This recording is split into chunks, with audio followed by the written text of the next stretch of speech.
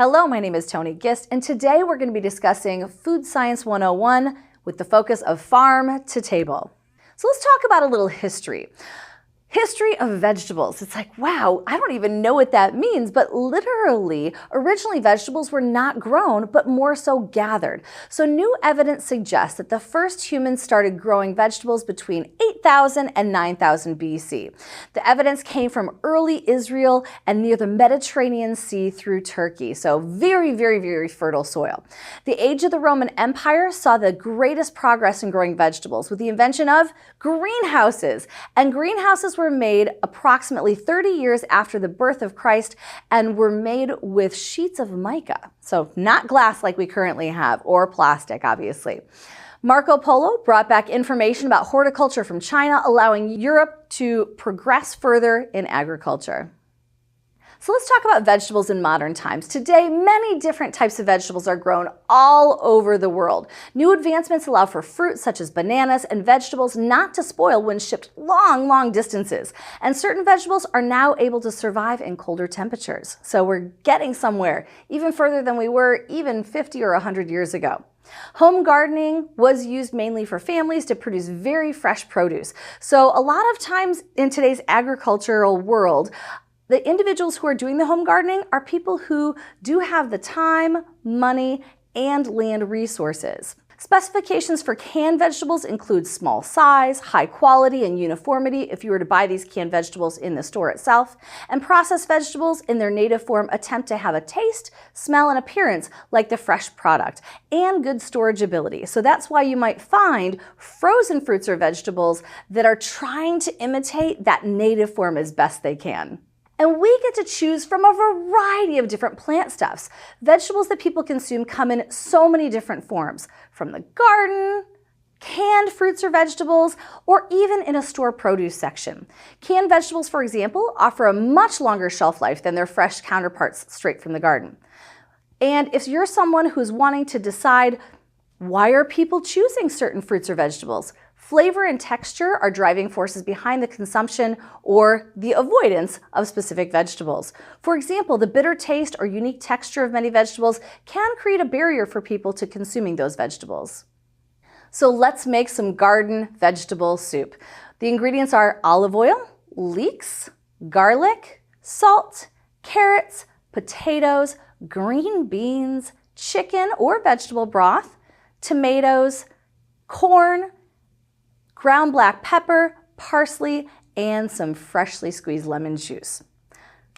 If we're going to be making this garden vegetable soup, we're going to be heating the olive oil in a large, heavy-bottomed stock pot over medium or low heat. We want to add in the leeks, the garlic, the salt, and cook for about 7 to 8 minutes or until those items start to soften. Then we're going to add the carrots, potatoes, and green beans, cooking for another 4 to 5 minutes while stirring occasionally. Next, we're adding the stock, and we're going to heat the soup on high until it's simmering. And once it starts to simmer, we want to add the tomatoes, corn, as well as the black pepper. And a little tip or trick, put the vegetables on top of a large strainer before slowly lowering them in and putting them in that stock pot to avoid splashing. Next, what we're going to do is reduce the heat to low and cover the pot. Cook it for about 25 to 30 minutes or until those vegetables are fork tender, meaning you can stick a fork in them very easily, but they're not falling apart. We're going to remove them from the heat and then add the parsley and the lemon juice. Add a little more salt if you think it needs it, a little black pepper to taste, and enjoy. And a little tip and trick, the fork tender means that that vegetable does not fall apart when it's picked up with the fork, as we mentioned earlier. So let's review the garden vegetable soup recipe. The first question is, why are the vegetables added in groups? Can the vegetables be added at the same exact time? Well, the vegetable cells are held together by hemicelluloses, which are a type of indigestible carbohydrate or fiber. When the vegetables are cooked, the hemicelluloses dissolve or break down a little bit, softening, causing the cell walls to weaken. So we have those softer vegetables.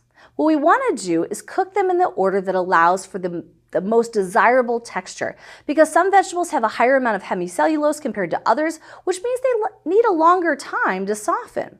If the vegetables are added at once, vegetables with low hemicellulose percentages will be really mushy when the cooking process is done, so we want to add them in those batches.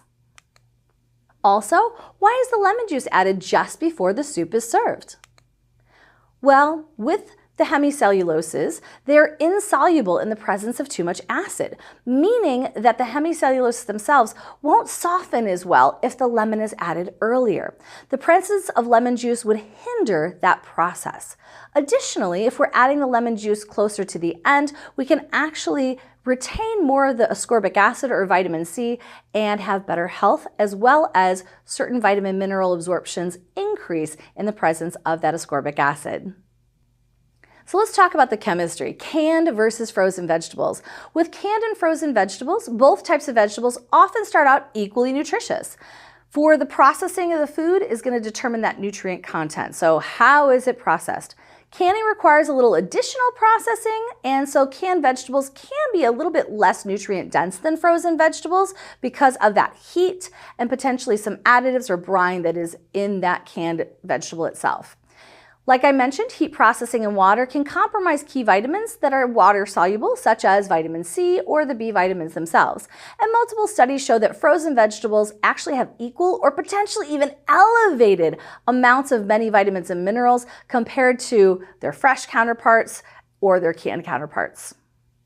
Fresh vegetables oftentimes are harvested before their prime ripe period. So those fruits or vegetables that you might find in the store itself may not have fully developed with respect to their vitamin and minerals that they could have had they gotten to that full ripeness.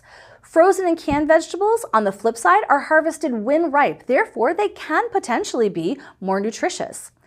Excess storage time of fresh vegetables can diminish nutritional content of the food itself. And after picking, the harvested product will accelerate oxidative breakdown with those organic materials. With fresh produce, there are concerns regarding pesticide residues and foodborne illnesses potentially caused by pathogenic bacteria. So here we have Salmonella, which is a common bacteria found in vegetables that could potentially cause foodborne illness. And so with that in mind, sometimes those frozen or canned vegetables can be healthier for you. When we discuss the nutrient components of vegetables, vegetables are important sources of vitamins and minerals, including potassium, folate, vitamin A, vitamin C, and more. Most vegetables are naturally low in fat as well as calories. And we've got three common types of vegetables that you might find in the grocery store: our fresh vegetables, our frozen vegetables, and our canned vegetables. And due to the different production processes, the nutrient components of these three types of processing vegetables can be slightly different. So let's discuss this a little bit more. With regard to vegetable nutrition, when we're comparing fresh, frozen, and canned, those fresh garden vegetables need to be picked at an unripe stage if they're coming to the grocery store. So they've been picked before they're fully developed. Like I said, they still need to be harvested, shipped to the store, potentially even stored, and then they're out on the shelf for a longer period of time. So they've possibly stayed on the shelves for days before we've purchased them. Garden vegetables' quality and quantity are limited by weather and geographic location. So if you're not able to grow your own garden fresh vegetables, keep these things in mind as you're choosing vegetables and fruits from the store. We also have frozen vegetables. Frozen vegetables have been frozen after harvest. Like we mentioned, the nutrient content is the highest when we peak it at that peak of freshness and harvest, and they actually are going to be fully developed. The frozen vegetables sometimes can be cheaper and easier for consumption year-round comparatively to some of these fresh vegetables. However, some water-soluble vitamins such as vitamin C and B vitamins potentially leached out during the blanching process. So those might be a little bit lower than if you went and picked it fresh from your own garden. With regard to canned vegetables can sometimes be cheaper than fresh vegetables, and they have obviously comparatively longer shelf life. They've been harvested and preserved with optimal nutrition in consideration of that canning process. But keep in mind, a lot of canned vegetables contain high amounts of sodium, or even some canned fruits can have a lot of sugar to help keep them preserved and also appeal to our palate. So how do we digest these vegetables? A little bit of information about digestion. It begins in the mouth. We have mechanical digestion with chewing, and so we're breaking that food product down into smaller and smaller bits, increasing surface area, allowing for enzymatic digestion by amylase. So the salivary amylase is going to start breaking bonds between glucose that are going to be in the starch that's in that foodstuff. Then when you swallow, it goes down the esophagus and into the stomach. Once in the stomach has mechanical digestion with churning and mixing. In the stomach, fiber is not digested. However, it adds to satiety, making you feel a little fuller for longer. That's why if you have fruits and vegetables that have a lot of water and fiber in them, you might feel satisfied for longer following that meal itself. After they are churned, mixed in the stomach, then they go into the small intestine. In the small intestine, the fiber helps bulk that food, and we're going to use additional enzymes from the pancreas as well as enzymes produced by the intestine themselves to break down the food product to their monomers, or the smallest building block, before they are absorbed. When we discuss absorption, we want to talk about things like with vegetables. Like most foods, they need to be broken down to their monomers or their building blocks before we actually absorb anything. So foods such as corn, where they have that protective outer coating, they're less bioavailable due to their structure. And you may have even noticed that corn can pass clearly through the digestive system, out into your feces, and you can actually see it. So if you haven't done that before, fun experiment. Go buy a can of corn, consume it, and report back in a week if you want to. Actually, please don't report back in a week. But ultimately, we also have changes in absorption with regard to other plant products. For example, plant products may have a lot of iron in them, such as spinach or other leafy greens, even some of our legumes like black-eyed peas. However, those plant products have what we call non-heme iron. And non-heme iron is less bioavailable compared to heme iron that is present in foods such as meat. So even though plants do contain iron, sometimes we can't absorb it and utilize it as effectively. So how do we increase bioavailability of certain things that we want to get into our system from our plant products? Well, what we can do is we can actually mince or chop the food. If you increase that surface area, it can actually increase folate absorption.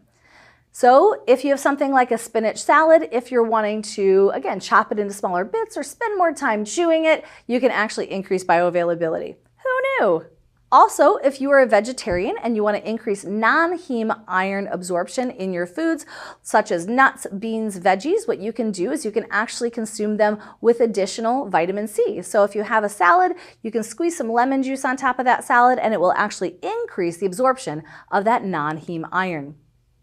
If we continue to discuss absorption, things like canned vegetables lend to a nice conversation. For example, we have some organic chemicals that might be used to preserve goods that in those canned vegetables. For example, sodium benzoate.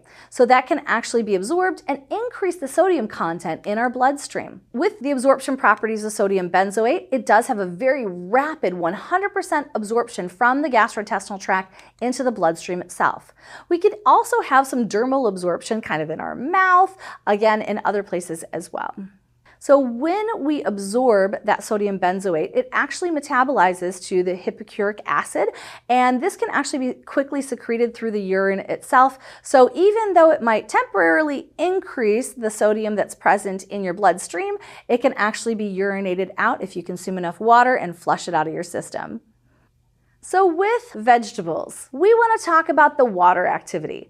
Most fresh vegetables have a water activity between 0.9 and 1.0. Very, very, very high water activity, which gives it a really short shelf life compared to other food products. But if we're going to be canning or freezing, these prolong the shelf life of vegetables by reducing the water activity that's in those products themselves. Canned vegetables generally fall under the category of a low acid canned food, or LACF, which are items with a pH greater than 4.6 and a water activity greater than 0.85. LACF generally have longer shelf lives compared to high acid canned foods. So things such as, we'll say, our pineapple might have a shorter shelf life than something like green beans. In frozen vegetables, water activity is reduced by removing water in the form of ice. So that water is almost like frozen and it can't move around having as much activity. With water comes microbial activity. So we have bacteria that are found on raw vegetables such as Salmonella, E. coli, Listeria, and the largest percentage of foodborne illnesses in the US are actually caused by fresh produce. But don't let this hold you back from consuming your fruits and vegetables. With our frozen vegetables, Listeria is the main cause of foodborne illness in those particular products. And we also have some spoilage bacteria that make those frozen vegetables go bad if they're not properly frozen or if they're frozen too long. With our canned vegetables, we have a rare toxin which is created by canning that's improper. Most of the time, this rare toxin, the Clostridium botulinum bacteria, is found in canned items that are produced by individuals themselves. Rarely will this happen in a situation where we have mass production of canned fruits or vegetables. If we have that bacteria grow, it can actually cause some major issues because we actually have toxins that are produced in that can itself. And you may say, well, where did this bacteria come from? Well, it grows in anaerobic conditions and it can be found naturally in the soil. Things like green beans, corn, beets, and peas are the ones that are most often contaminated. So how do we prevent or decrease the likelihood of foodborne illnesses? Well, we can do things ourselves like washing, peeling, blanching, properly storing fresh, frozen, and canned vegetables. All of these are in our control, and so we can make sure that they are taken care of, and therefore we can make sure that we are taken care of in response. So how do we properly store fresh vegetables? Once vegetables are cut or cooked, you have to refrigerate them or freeze them in a sealed container for best food safety practices. Refrigerated vegetables should be kept in the refrigerator at the proper temperature or 41 degrees Fahrenheit or lower. We don't want it higher than that because it would then be in the danger zone. Storage times vary from a few days to several weeks depending upon what's going on with the acidity, how long it's been cooked, if it's raw, and what type of vegetable it is. Few vegetables can be stored at room temperature for extended periods of time. So if your refrigerator is full and you purchased that bag of lettuce and it says refrigerate, but you're like, lettuce grows outside, I can put it on my countertop. Actually, by the time they've been cut and rinsed and they're, again, ready to eat products, you cannot store them at room temperature safely for very long. What we want to do is make sure the vegetables are placed in the refrigerator away from ethylene-producing fruits. And you may say, what's an ethylene-producing fruit? Well, ethylene is a natural gas, and what it does is it increases the speed of ripening. So it fosters that ripening process. So things like bananas, apples, mangoes, and pears would be what we call ethylene-producing fruits. Do not put your bananas, mangoes, or pears in the refrigerator because your refrigerator will circulate that air and the ethylene will actually make your vegetables and any fruits that you have in that refrigerator itself go bad a lot faster. But we can use this to our advantage. Let's say you have an avocado and it's February in Illinois and you want your avocado that's really rough and hard from the store to ripen so that you can have some guacamole later that week. What you can do is you can put a banana or an apple in a brown paper bag with that avocado, and that ethylene will ripen that avocado. Check on it every single day until it is at the level of ripeness that you desire, so the avocado won't dehydrate during that winter month faster than it ripens. Another thing that you want to do is watch for bruises and watch for mold. These are signs of spoilage that is about to happen or has already happened. And very unfortunately, there are some hospitalization cases associated with vegetable consumption. For example, with frozen vegetables, if you don't cook them properly, it can be associated with Listeria. So we have about 260 people that are actually killed by Listeria infections yearly. So it's nothing to overlook. So if you're like, oh, my little one who's 3 years old likes to chew on the frozen vegetables, you want to make sure that you do cook them. And that's why the bag does tell you don't consume these directly from the freezer. Make sure that you do cook them before you're going to consume them. Also with canned vegetables, eating improperly canned foods, most of the time from friends, family members, or even yourself, that can lead to the development of botulism. Like we mentioned, that can be very, very scary and can actually lead to death. So we have paralysis, and with that paralysis leads to the inability to breathe properly. And this causes 182 cases per year. Again, in 2017, they closely watched over the cases, and those numbers haven't really gone down. We've really seen individuals who are like, oh, I've watched some TikToks, or I've looked at Instagram, and it's really cool to can. It's really campy, so I'm gonna do it. But if they don't do it properly, it can cause some major illness issues. So let's talk about some health implications. Garden fresh vegetables compared to frozen produce. Well, in case you didn't know this, when we buy vegetables from the grocer, they're often covered or dipped in a wax to help protect the produce. And the reason they do that is to make sure that it doesn't dehydrate quickly, so we're protecting that moisture and we're keeping it fresher for longer in that situation. All wax that's used on the produce has been reviewed by the FDA for safety, and fresh vegetables can lose nutrients after long hours or miles of shipping across countries, but even though they may have lost those nutrients, they may still appear to be fresh for you. So just thought I would bring that up. Dipped in wax. Kind of cool, kind of interesting. That's why if you go to the farmer's market and you purchase apples from the farmer's market or other foods from the farmer's market, they may not last as long as the grocer vegetables that you purchase. Comparatively, with the frozen vegetables, the freezing takes place soon after the produce is harvested. They contain just as many nutrients as their fresh counterparts, and they may even retain more of the nutrients comparatively to the fresh vegetables you find in the grocery store, like we'd mentioned before. With regard to health implications, this may decrease the risk of heart disease or high blood pressure because you're going to be getting more of those amazing vitamins, minerals, and other nutrients in those frozen vegetables. So this is a really healthful option during winter months or even during the summer months. So give yourself permission to purchase some of those frozen vegetables. When we look at the health implication of canned vegetables or canned fruits, oftentimes the canned vegetables have high sodium in them. And this may turn some consumers away where they're like, gosh, I don't know that I want to consume that canned vegetable that has a lot more sodium than the fresh counterpart. However, there are some options if you look a little further or you go to a specialty store that have no sodium or even low sodium. What you can also do is you can rinse the canned vegetables to remove some of that salt. Oftentimes the salt is in the brine, or it might even be on the outside of the vegetable itself.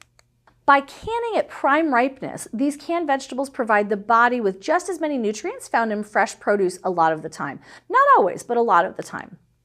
And something that might also be even more interesting, some provide your body with greater nutrients. And you may say, what? Canned vegetables better for me than fresh vegetables? Tell me more. Well, canning items like tomatoes results in more bioavailable lycopene, which is a non-nutrient, but it does help with health and wellness. So it helps with eye health. So canned tomatoes might actually be better for you than those store-bought fresh tomatoes. You may have heard me talk about sodium, sodium, sodium. And one of the reasons that we discuss sodium is because it is associated with hypertension. So if you're unfamiliar, hypertension is a scientific term for high blood pressure. If we're going to quantify blood pressure, normal blood pressure or healthy blood pressure would be 120/80, or 120 millimeters of mercury for the systolic pressure and 80 millimeters of mercury for the diastolic pressure. If someone has high blood pressure, it's been measured high for 3 or more times in a doctor's office. And by high, I mean the systolic blood pressure is more than 140 millimeters of mercury on a regular basis, or the diastolic blood pressure is greater than 90 millimeters of mercury on a regular basis. Many canned garden vegetables are preserved in sodium chloride or salt.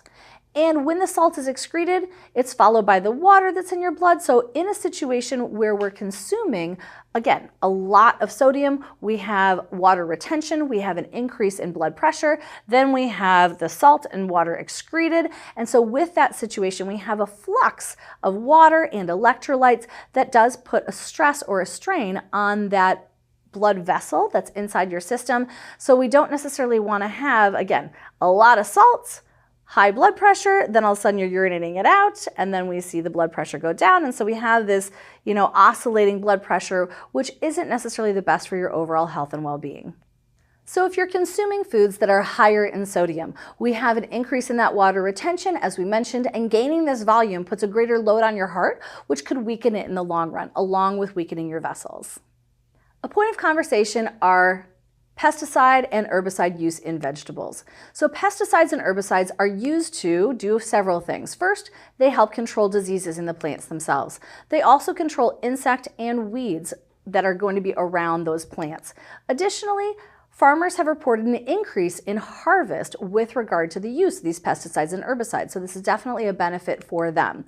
There are some common ingredients in pesticides. We've got active ingredients, which are the chemical, which is the toxic element to that target pest. We also have a solvent, which has to be approved, and this is composed of something that's a compound that's used to dissolve the active ingredient itself.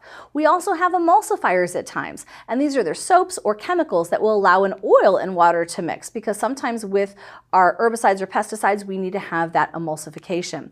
We can also have dilutants, which are compounds which dilute the total ingredients themselves.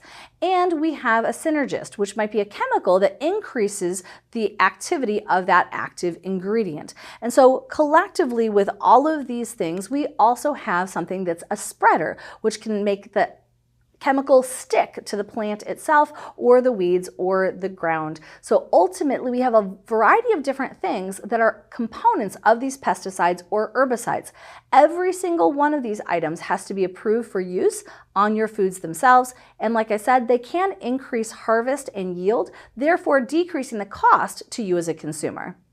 But there are many benefits to growing your own garden. Let's say you don't have a big backyard or a yard at all. There are some community garden options in various different locations. For example, here in Champaign County, near the University of Illinois, we have community gardens as a way for people to more or less get access to fresh foods as well as experiences in nature with other individuals. The gardeners can be more physically active, have better nutrition, as well as better access to food. And studies show that there's even better mental health when you're participating in a community garden. Lastly, while the process to start a community garden can be difficult, it connects people to social institutions and empowers them to make changes. So if you are here at the University of Illinois and you're wanting to stay over the summer and you want access to a community garden, we've got several different options. Reach out to me as your instructor and I can help you locate what's best for you.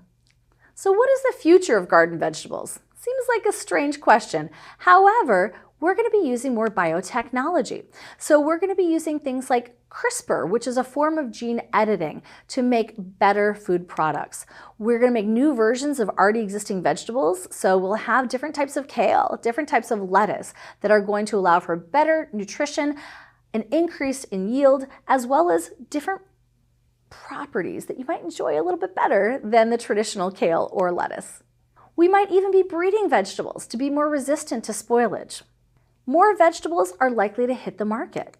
So you might see things like seaweed being incorporated into salads a little bit more, as well as the purchase of things like ugly vegetables. You may have seen some ads online where you can buy a box of ugly vegetables that are too ugly to make it to the grocery store. Well, I think those ugly vegetables are going to make it to the store in greater numbers as we continue on. If we want to discuss other items that might be in the future of garden vegetables, for example, there are going to be alternatives to traditional agriculture, such as homegrown crops. Being able to grow vegetables on your own is very appealing to customers. We can see things like vertical farming that can happen even indoors in an apartment itself. So we can have this indoor agriculture where food is stacked and grown in layers, even in the corner of a room as a decorative piece, while providing you fresh herbs, fruits, or vegetables themselves. When people think about gardening years and years and years and years ago, they often think about the hunting and gathering people. And individuals say, oh, you know what? I want to go back to that way of life, but I don't want to hunt and gather, but I want to eat things that could be hunted or gathered. And so people will lean towards what they call a paleo diet. And so paleo diet is where individuals are trying to consume foods that are more associated with hunting and gathering foods, things that are in their natural state, things that could be found from scavenging or collection. So typically things like berries, venison, grasses, trees, tree nuts, as well as seeds, wild turkey, whole grains, and many other foodstuffs are amongst those that are approved for many paleo diets. There will be new products on the market. For example, we have on-the-go Fusions Trail Mix. This is a blend consisting of dried fruits, nuts, seeds, goji berries, and edamame. This new focus on whole foods like edamame and goji berries are foods that are rich in nutrients, vitamins, and other things as well, like our non-nutrients. And they're great for on-the-go snacks and even meals with a blend of flavor and textures. Edamame is in alignment with the paleo diet and is even a complete protein, meeting someone's protein needs. And the paleo diet is best known for its similarity to that hunting and gathering with whole nutrients that are there from the plant itself with little to no processing. And so things like this on the go meet that need. And if you still have questions on this topic, we are here for you. Stop in the Virtual Tutoring Center or visit me in my office hours. We can help you out.